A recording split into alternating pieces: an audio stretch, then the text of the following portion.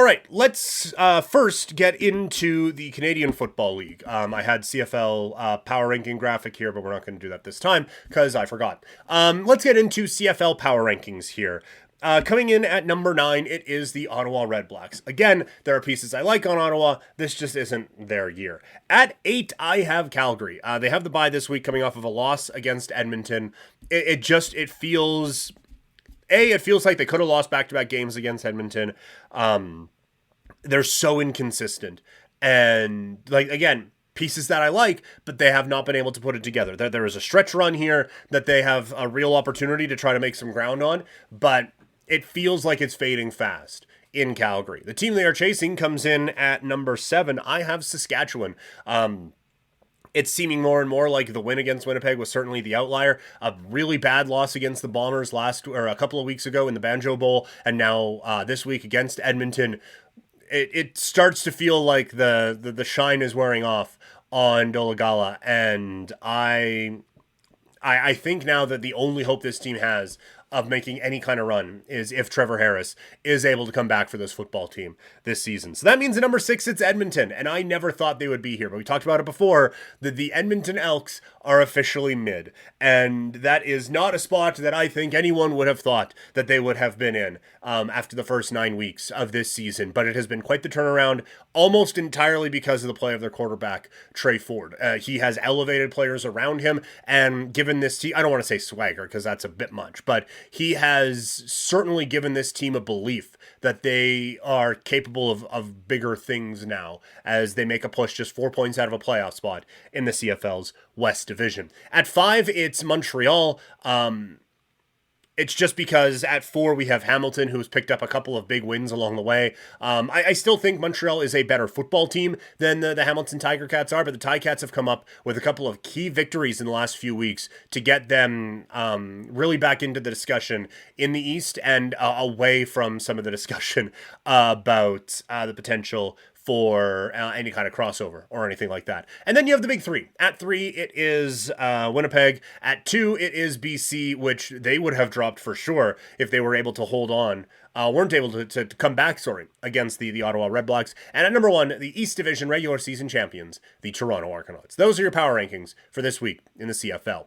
Moving into the NFL, and after week 1, I had kind of divided every team, or notes from every team, I guess, into 3 categories. It was confirmation bias, it was my mind has changed, and there was some wait and see. And so now after week 2, we have another data point. Let's see if my wait and see has officially changed. We will start with Dameon Pierce. My opinion now has changed. I was high on this player coming into the year, and I still think he is a talented player, but from a fantasy football standpoint, I don't believe he's a viable option anymore. That this offense is just too bad in Houston, and the passing attack is not going to help him out. The defenses are he is so clearly the best option they have on offense. Defenses are going to clue in on that. I just feel like this team is too bad to support Dameon Pierce. Cleveland and Cincinnati, I put both of them on there as wait and see candidates. I am worried about what's happening in Cincinnati right now. A big way that the Bengals have been able to stay relevant,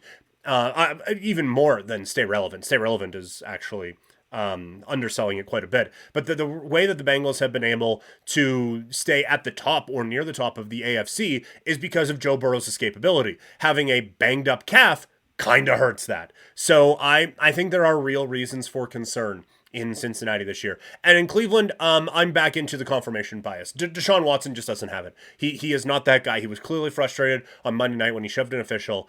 How he's not suspended is beyond me. But they now don't have Nick Chubb for the season, but no, Deshaun Watson ain't it. He doesn't have it, which is fine, because again, he's a noted piece of shit, and I shed no tears for what's happening with the Cleveland Browns this year. Alexander Madison, they just can't get going with him at the running back spot, and the rest of the offense is moving fine. Like, it's not gangbusters or anything like that, but it's fine.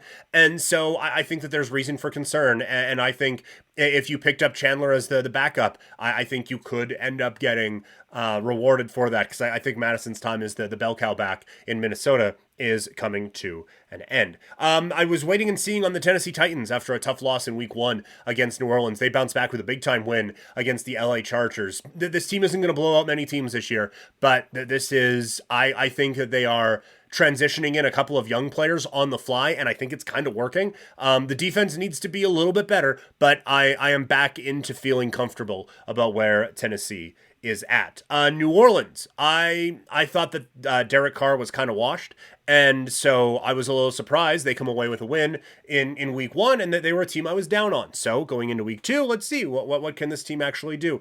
And the defense is for real, I think. Now, that's not a great Carolina offense to test that against, but the defense really is for real. I have major concerns about this offense.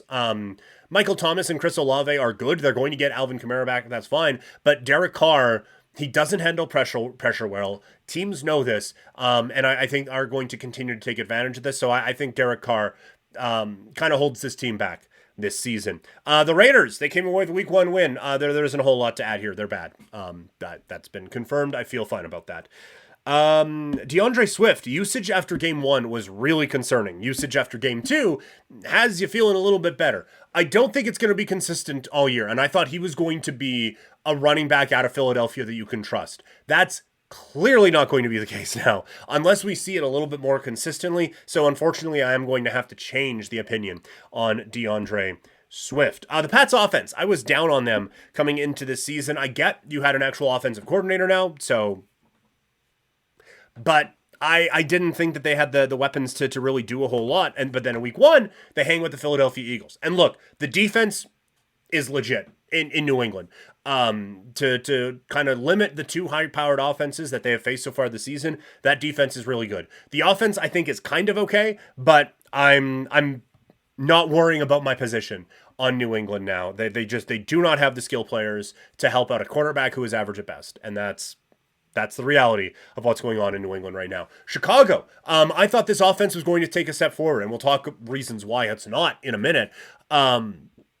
But I thought that this was going to be an offense that could have a number of viable fantasy options, and that's just not the case. That this offense looks very robotic, and that's their words now. Looks very robotic and very predictable and just very plain, and that should not be the case when you have a quarterback as dynamic as Justin Fields, but they have completely lost it there. So my opinion has shifted now on the Chicago Bears.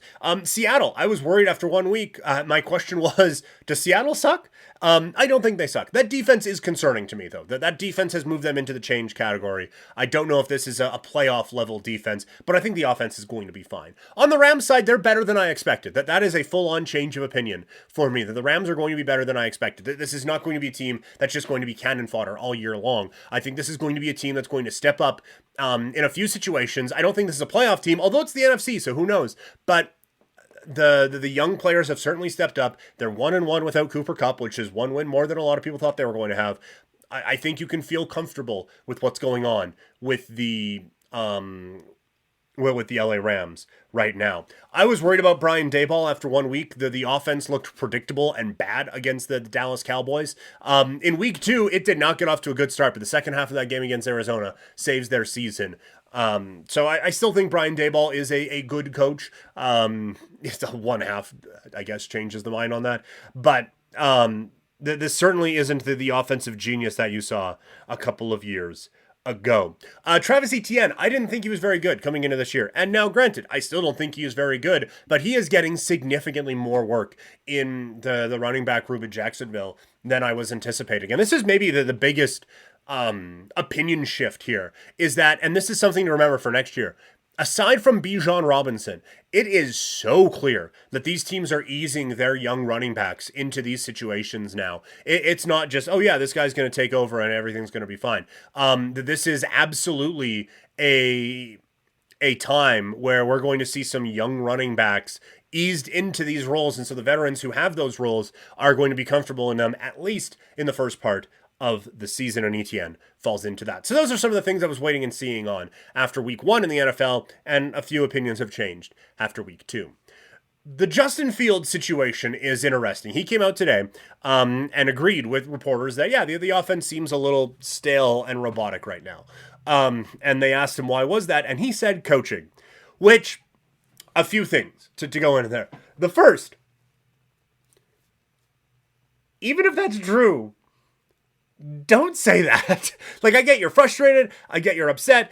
I've worked at a place where they gave me a live microphone and I wasn't totally thrilled with how things were going. And so I was able to make a couple of subtle things. But I like to think that I had the art of subtlety down maybe a little bit better than Justin Fields did. That was, holy shit. What he did was just wild, wild, wild. So we'll see now what comes of that. But holy crap, dude. It is so clearly just borderline toxic there through 2 weeks of the season. If he feels pissed off enough to do that in a press conference. But I do think that he has reason to be pissed off. And I do think the Bears have reason to be pissed off with him. The Bears coming into the season so clearly wanted to elevate their passing game. And when you're the quarterback, that feels like you're kind of at the center of that. And for the Chicago Bears, they have put a lot of trust into Justin Fields, and they made some big moves so that they could bring in a DJ Moore and try to elevate this passing game. It hasn't worked through 2 weeks. It's looked really, really bad. And Justin Fields clearly doesn't look comfortable in that. And so there's kind of two ways to look at this. One, on the coaching side of things, because they're the ones who just absolutely caught one in that discussion today. It is one thing to say, yeah, we're just going to turn this into a bit more of a passing offense. You can't just be, oh, well, this guy's Tom Brady now, and have him throw the ball around. You do have to tailor things a little bit more to your quarterback to be able to do that. And it is very clear through 2 weeks they haven't done that. And that's why Fields doesn't look comfortable in this at all. It does not feel like they played to his strengths even a little bit. It was just, well, we want to be a more traditional passing offense. This is a more traditional passing offense. Be a traditional passer now, young man. Go for it. And that just doesn't work. That has never worked. On the other hand, for Fields, he hasn't played that well either. The technique has maybe improved a little bit, but it's still not great. His decision-making has been atrocious. And so I think there's quite a bit of blame on the coaching. For sure there is. And look, I'm looking at this from a country away. I'm not in it in the slightest. So whatever. But just looking at it from the outside, having watched this sport a while, it's so clear to me that this coaching staff was just like, well, this is what a passing offense looks like, so fucking go. And they have completely stripped away anything that makes Justin Fields dynamic and just turned him into generic passer X. That is not A, what you drafted the kid for, B, what you want from your offense. Even if you have just a pocket passer, you don't want that. It has been abysmal in Chicago, and it really is. Problems on both sides. But the coaching, I don't think has done the quarterback any favors, but the quarterback is not helping himself out with how he has played so far this year. So a lot to talk to on the NFL this week. More football coverage coming tomorrow when we do our power rankings, and we're going to do a Thursday Night Football preview.